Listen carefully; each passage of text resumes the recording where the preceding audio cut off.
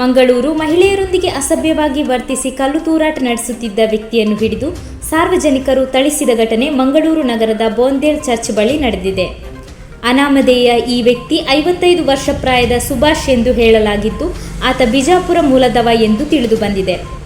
ಪರಿಸರದಲ್ಲಿ ಈತನ ಅಸಭ್ಯ ವರ್ತನೆ ಮತ್ತು ಕಲ್ಲು ತೂರಾಟದಿಂದ ಆಕ್ರೋಶಗೊಂಡ ಸಾರ್ವಜನಿಕರು ಕಟ್ಟಿ ಹಾಕಿ ಥಳಿಸಿದ್ದು ಬಳಿಕ ಪೊಲೀಸರಿಗೆ ಮಾಹಿತಿ ನೀಡಿದ್ದಾರೆ.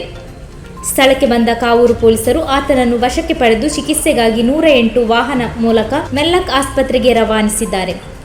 ಪೊಲೀಸ್ ಮಾಹಿತಿ ಪ್ರಕಾರ ಈತ ಮಾನಸಿಕ ಅಸ್ವಸ್ಥನಾಗಿದ್ದಾನೆ ಎಂದು ತಿಳಿದು ಬಂದಿದೆ.